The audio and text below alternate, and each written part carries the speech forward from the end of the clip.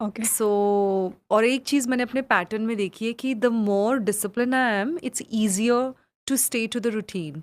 If I give in and I think कि चलो आज जब बॉर्डर 2 में सोनम बाजवा स्क्रीन पर आती हैं तो सिर्फ एक अभिनेत्री की एंट्री नहीं होती, एक एहसास एंटर करता है।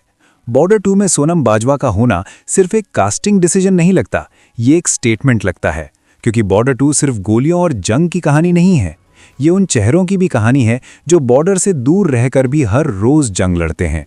सोनम बाजवा यहाँ ग्लैमरस रोल के लिए नहीं आई हैं, यहाँ ना हैवी मेकअप है, ना लाउड डायलॉग्स, यहाँ है खामोशी।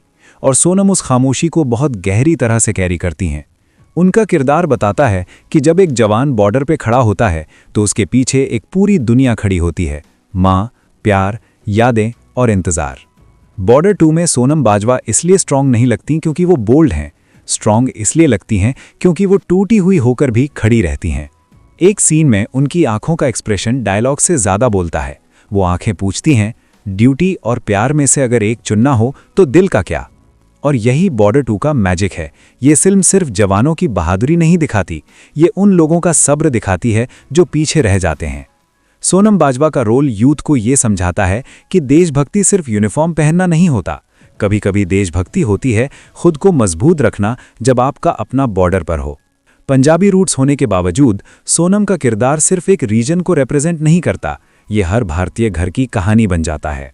बॉर्डर 2 में सोनम बाजवा ना हीरोइन है ना साइड कैरेक्टर, वो इमोशन की स्पाइन है। और शायद इसीलिए जब थिएटर से लोग बाहर निकलते हैं तो सिर्फ एक्शन सीन्स याद नहीं रहते, लोग सोनम के सीन्स याद रखते हैं, क्योंकि उन सीन्स में हम खुद को देख लेते हैं। अगर बॉर्डर 2 सिर्फ एक वॉर फिल्म होती तो शायद अधूरी होती। सोनम बाजवा उस फिल्म को ह्यूमन टच देती हैं, और जब सिनेमा ह्यूमन हो जाए तो वो सिर्फ मूवी नहीं रहता, वो याद बन जाता है।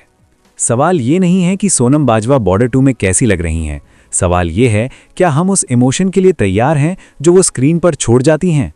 अगर आप हाइप नहीं, रियल परफॉर्मेंस और रियल इमोशंस देखना चाहते हो तो बॉर्डर 2 मिस मत करना। और हाँ, सोनम बाजवा को सिर्फ देखना नहीं, महसूस करना।